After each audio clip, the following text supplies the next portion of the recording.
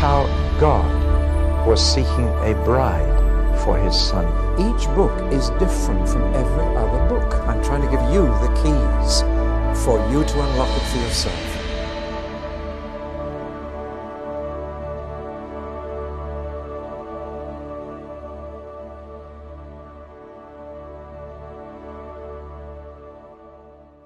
One of the temptations we all have is to idealize the past and to put on special spectacles and look back to a golden age, either in our own life or the life of the world, when everything was much better than it is now. Well, nostalgia isn't what it used to be, but Christians do the same thing. And many Christians look back to a certain age in church history which they think was ideal and try and relive it. For example, some people go back to the Welsh Revival. If you go to Wales, they talk about 1904 and, oh, it was wonderful in those days. Others go further back to the Methodist Revival in the 18th century. Then there's quite a large number of Christians in England who idealize the Puritan era. If only we were like the Puritans again. Others go back to the Reformation.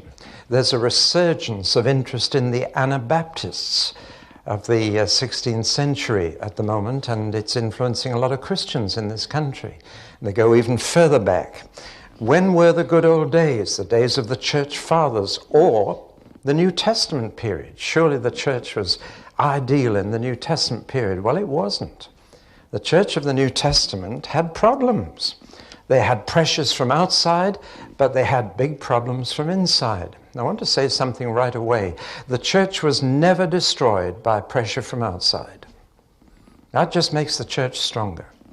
But problems inside can destroy a church. And when we turn to the Corinthian letters of Paul, we're turning to a church with big problems. There is no church that Paul founded that had bigger problems than Corinthians. But thank God for those problems. Without them, we wouldn't have had these two marvelous letters. We wouldn't have 1 Corinthians 13, that matchless song of love. We wouldn't have 1 Corinthians 15, which is the earliest account of the resurrection appearances of the Lord in the New Testament, while many of the witnesses were still alive. And it's earlier than any of the 4 Gospels. So we wouldn't have any of this. Now, mind you, the church had big problems. They were very deeply divided. They had parties and cliques following different ministers.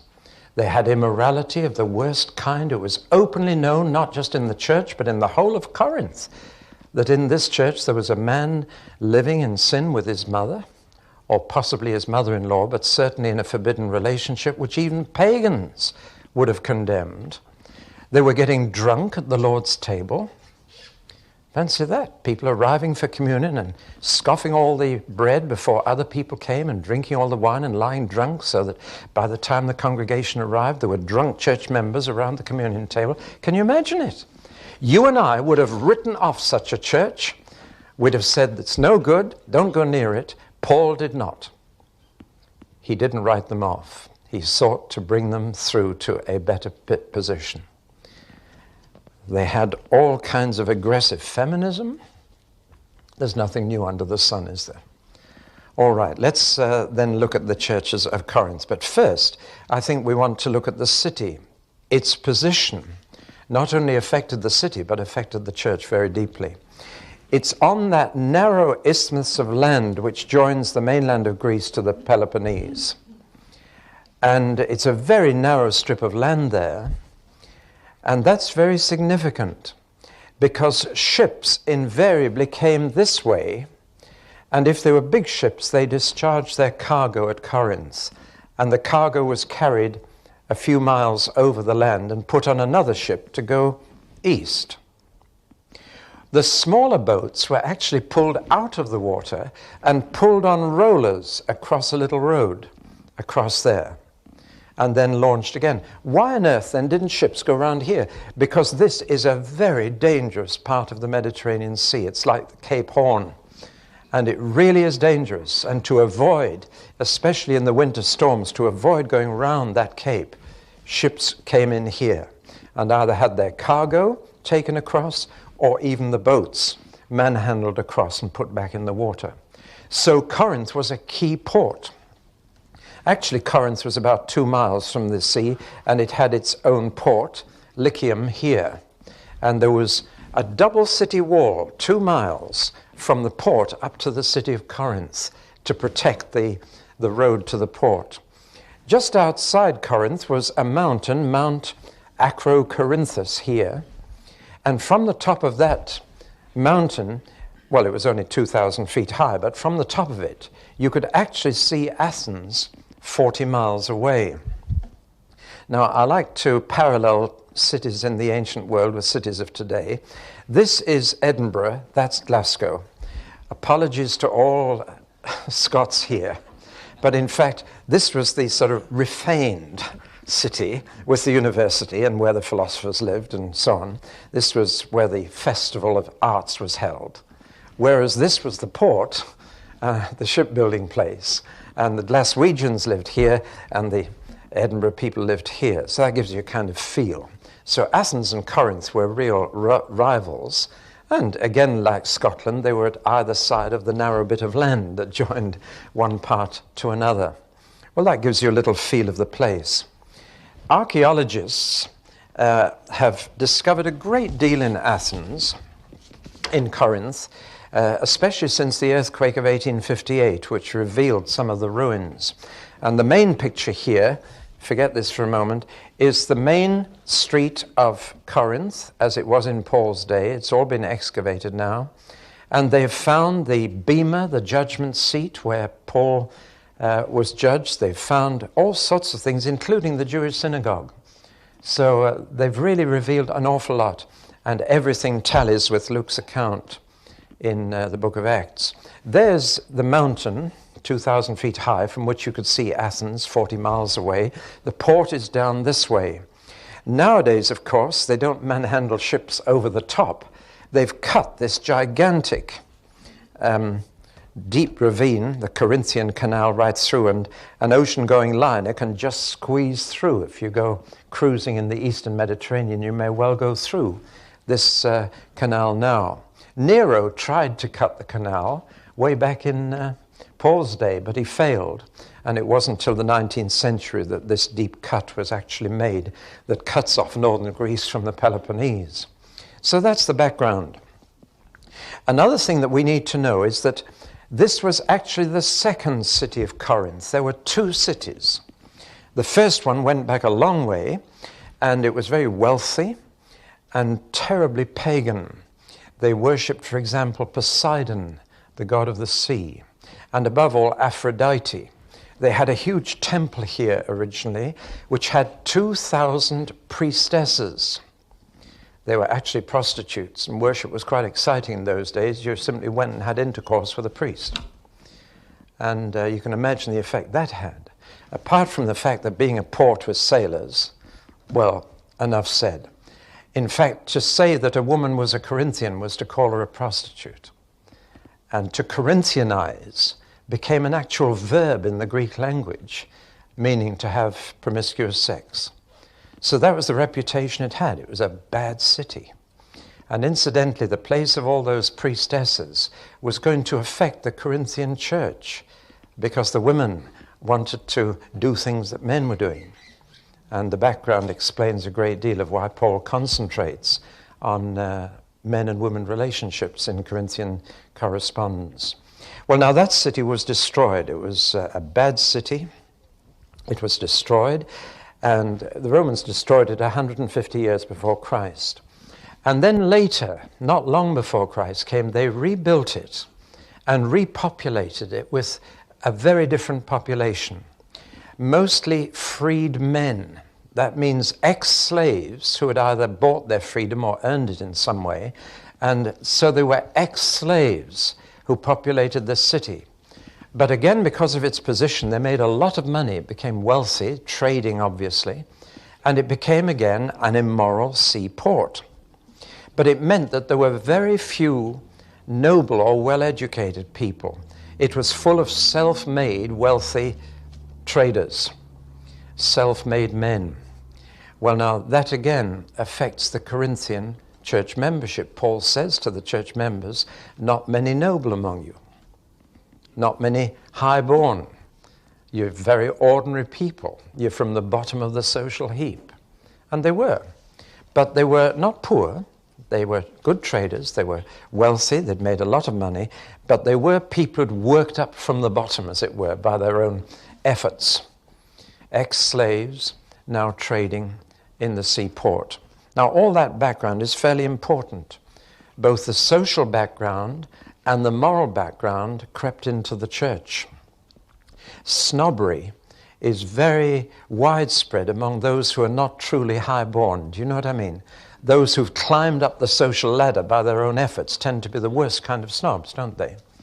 And think they're high and mighty because they've done it by their own efforts. The truly high-born are usually quite humble people. But the snobs are those who've worked their way up themselves. And that kind of snobbery invariably begins to compare minister with minister and begins to form cliques and divisions in a church. See how the background is coming into the church. It happens with all our churches. We've all got a background. And we come to Christ, you don't immediately lose all your background. And you bring it into the church. And that creates problems which are not really spiritual problems, but social problems. See, and there are social problems in churches in England, let's fool ourselves. And there are moral problems because of our background. We were each brought up to regard different things as right and wrong. And when you get it together, some Christians say it's wrong to touch alcohol, some say it's okay, and so it goes on. And some places like Norway, the Christians smoke like factory chimneys, and other places they don't.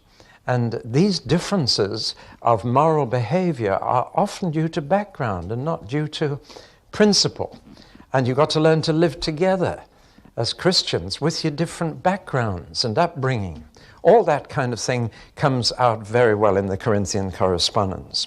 The two biggest battles in any church, however, are these: how to keep the church in the world and how to keep the world out of the church.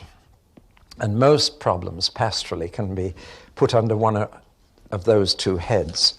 And we're going to see that particularly here. You realize that the first city was very Greek, but the second city was very Roman. It was still just as immoral, but it was a different kind of culture. And it's the Roman culture that was quite strong in Corinth. The Roman law was the law in Corinth. And that emphasis on law meant that some of the church members in Corinth were actually going to law against one another. And litigation was very, very common in Corinth. And that had crept into the church. So actually you had church members taking other church members to court and suing them. And all this is very reminiscent of a self-made community with people rising up the ladder by their own efforts and by their own money-making. Now we've a further complication. Not only were there two cities here, but Paul wrote 4 letters to the 2 cities, or to the city that was in his day. And we've only got 2 of them. And I'm going to complicate things very much in your minds by telling you that the first letter to the Corinthians is actually his second letter to the Corinthians, and the second letter to the Corinthians is actually his 4th letter to the Corinthians. And there were 2 others which we've lost. And what we know of them, we're rather glad that we have lost them. One was a very hasty letter, which Paul perhaps later regretted writing. He acknowledges he wrote in haste and he'd written in too much of a hurry. And the other was a very hot letter, and he acknowledges that it was a bit too hot. So we've lost the hot letter and the hasty letter. But let me try and put it all together for you, if we can. And it is going to be complicated. Paul actually paid 3 visits to the city, 1st, 2nd, and 3rd. But he wrote 4 letters. The first letter, the second letter, the 3rd, and the 4th. And meanwhile, he sent delegates to the church with his letters and to try and sort things out. He first sent Timothy with the second letter, which is our 1 Corinthians. Isn't it complicated? So if you just write 2 instead of 1 and 4 instead of 2, you're right. So he sent Timothy. Timothy, I'm afraid, was too timid, and he left the church in a worse state than he found it. And he came back and reported to Paul they're worse than ever. They just didn't respond to my approach. Titus was made of sterner stuff. And we'll find that when we study the letters to Timothy and Titus. Titus was tough, whereas Timothy was timid. And so Paul, after Timothy's visit failed, sent Titus. And Titus succeeded in sorting them out and brought better news back. So there was a constant coming and going. See, by this time, Paul had left Corinth and was very busy elsewhere. He'd been to Jerusalem. He was now back in Ephesus. And it was between Ephesus and Corinth that all this traffic went on. So just running through it, he paid a first visit. After he'd left, 18 months he stayed and got the church going, but it was a problem church from the beginning. After he'd left, a bad report came to him at things going really wrong in the church. So he sent the first letter, the hasty one. He scribbled a note to them telling them to put things right. But another report came from a family that came to Ephesus, Chloe's household, brought a further bad report showing that the first letter had had the exact opposite reaction. And a letter written in haste can do that. And they just reacted violently against Paul's first letter. But we don't know. It may be found, part of it, in 2 Corinthians 6 to 7. That's a conjecture. We don't know. But that little bit sounds a bit like that hasty letter, which tried to put things right with a big hammer, you know, and it didn't do it. Sometimes it's like straightening out a dent in your car. If you've got a dent in your car wing, don't take a hammer and hit the middle of the dent at the back. You'll crack it. You have to tap it around the dent and gradually keep on tapping and work in towards the center until it gets it nicely out. Otherwise, you do more harm than good. Well, Paul tried the big hammer and it just didn't work. So Chloe's household brought a bad report. So he sent a letter back, or rather he got a letter also brought by 3 of them. And this letter had a lot of questions they wanted to ask. They wanted to ask about spiritual gifts. They wanted to ask about marriage and divorce. They didn't want to ask about their problems significantly. It's interesting, people always come to you with questions, but not problems. Do you know what I mean? And so Chloe's household had brought the report of the problems, and Stephanus, Fortunatus, and Achaicus had brought a letter with questions for him. So what he did was, he sent what we know as the 1 Corinthian letter with Timothy, and that letter from Paul to the Corinthians, brought by Timothy, covered both the questions of the letter and the problems that Chloe's household had told tales about. And that's how we got 1 Corinthians. And when you go through 1 Corinthians, you've got to decide, now, is this an answer to one of their questions? Or is it Paul dealing with one of the tales that this family had told him? All right? Well, that first letter went. And then a report came back to Paul. They're worse than ever. Talk about the care of all the churches. So this time, Paul paid a second visit, and that visit was a disaster. And it just all went wrong. So Paul had his occasions like we do, and everything went wrong. And Paul just had to leave. He just couldn't do any good. And so he left. That's when he sent his third letter with Titus. And that third letter we've lost, unless we've got it at the end of 2 Corinthians, chapters 10 to 13. That's a possibility, because that is a very hot section of the second letter. Very hot indeed. Paul resorts to sarcasm. And as every school teacher knows, you've got pretty desperate when you resort to sarcasm. It's the temptation of all teachers to be sarcastic to pupils. But anyway, that third hot letter went with Titus, but Titus was a good man to sort out problems. Paul often left Titus behind to sort out problems. He just seemed to have that firmness that said, no nonsense, we're not having any more nonsense, let's put it right. Timothy was a bit too timid. He said, please, let's try and put it right. But Titus said, come on, we're not standing any more of this, let's put it right. And he put it right. And now a report came from Corinth that things were very much better. And Paul was so delighted that he sent a fourth letter with Titus again. And this is what we call 2 Corinthians. And then Paul finally paid a third and last visit to them, a very happy visit. So he had his first visit when he started them, a second visit which went terribly wrong, and he just had to leave. He was just not able to communicate with them. And the third visit, which was happy again. Well, now that's the kind of trouble that Paul had with just one church. And we have these 2 letters. But again, thank God that we have them. The contrast between the 2 letters is quite marked. The first letter deals with practical issues. The second letter deals with personal insults.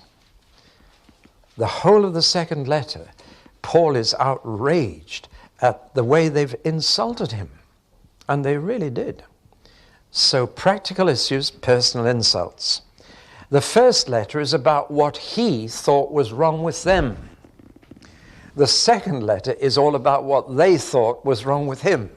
All right? If you get these things in your mind simply as contrasts, you're more able to understand the letters.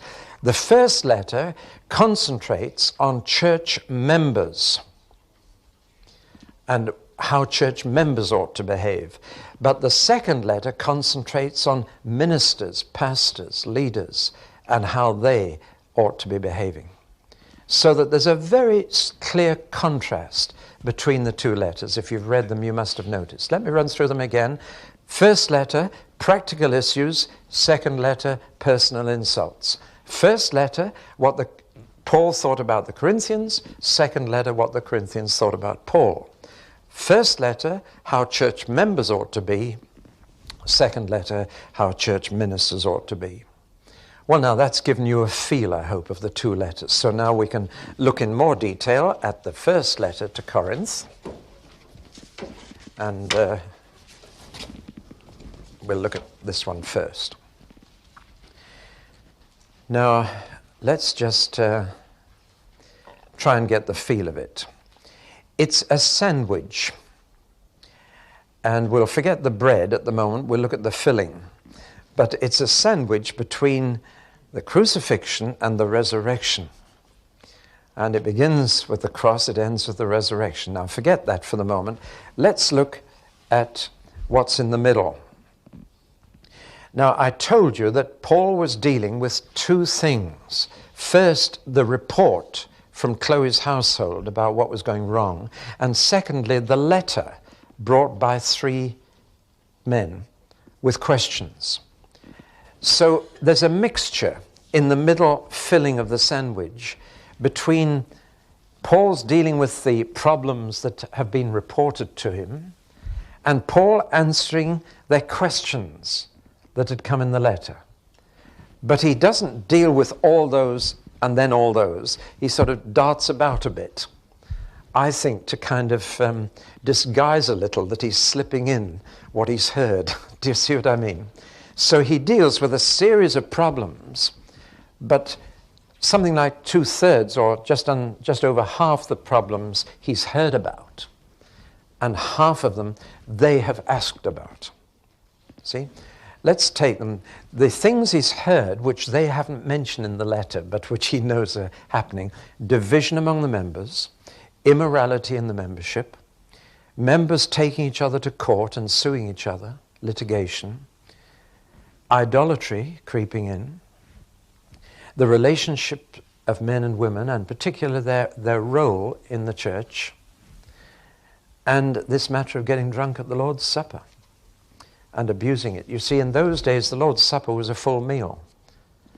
And it would be nice if it still was, actually. And from time to time in our church in Guildford, we had a communion where we had a full meal, and on each table, for each group of Christians, there was a cup and a piece of bread, and at the end of the meal, we passed that round. That's how it was done in the early church. It was part of a meal together. The meal bit dropped largely because of the abuse at Corinth.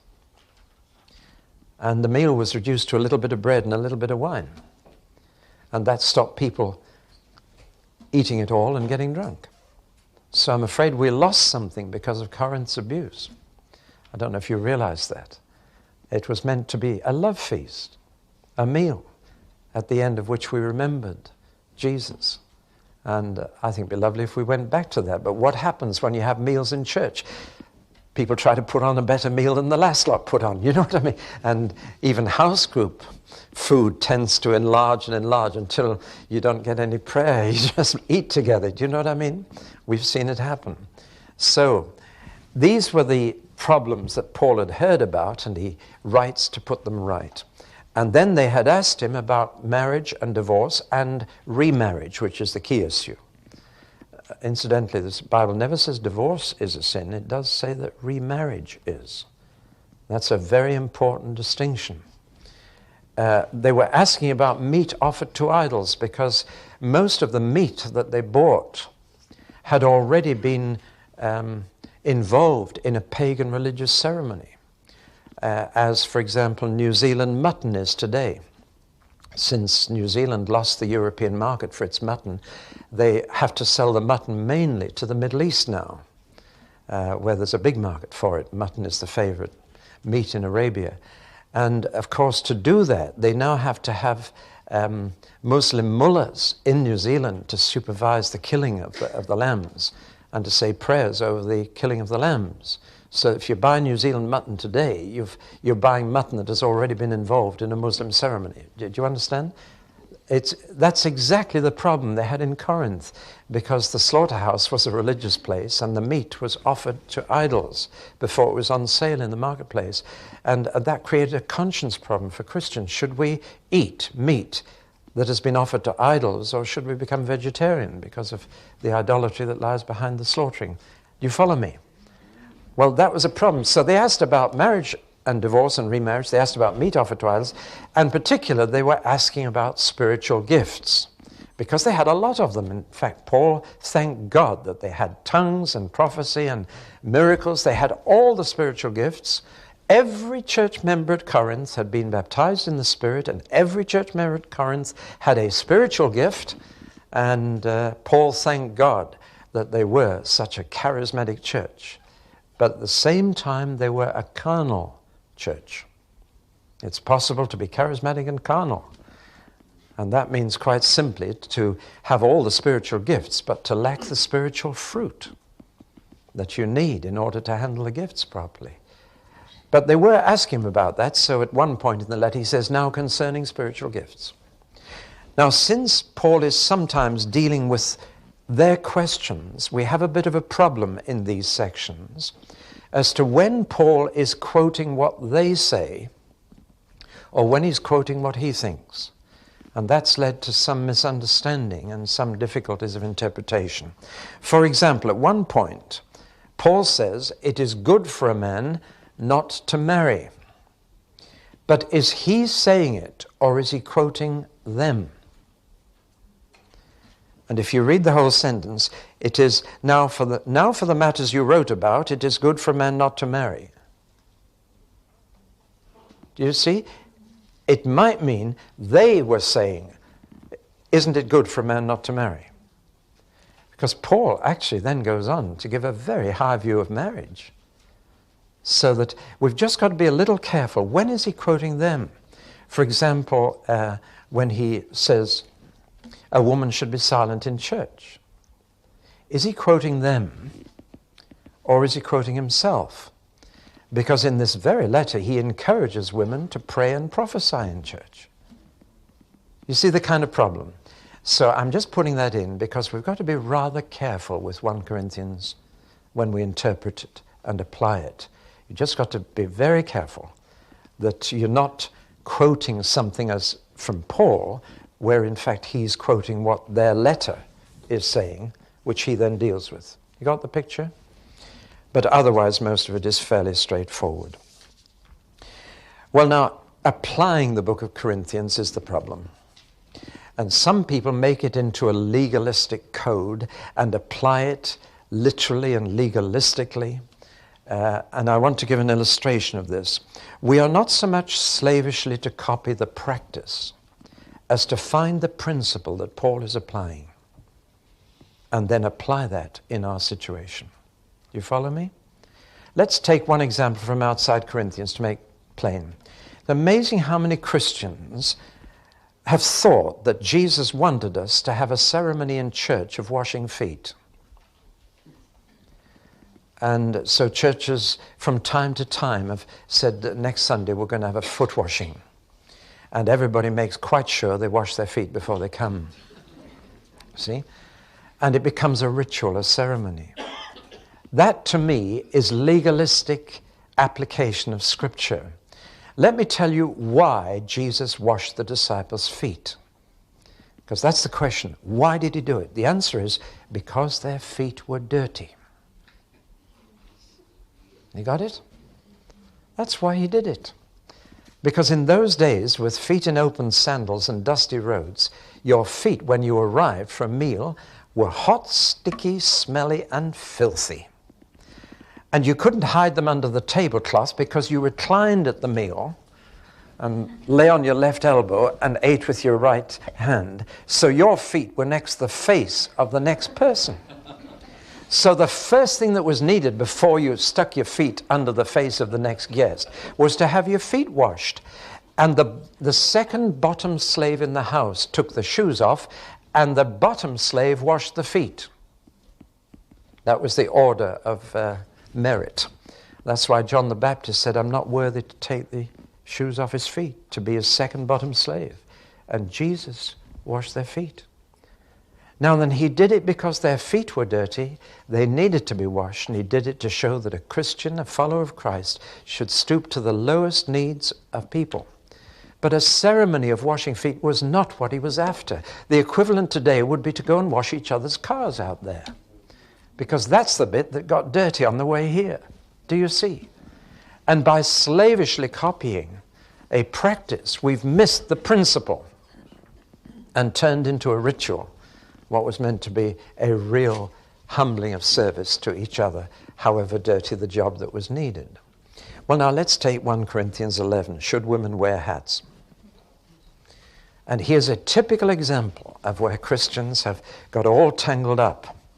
Let's say, first of all, in 1 Corinthians 11, there's nothing at all about hats. The word doesn't occur. The word veil does, and yet that word only occurs once in the whole chapter.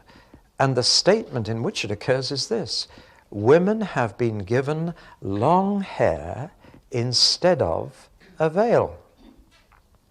There's not a single sentence says women should wear a veil, much less a hat. It's actually about hair. And it says men's hair should be shorter than women's hair. And there's much about men having long hair as about women having short.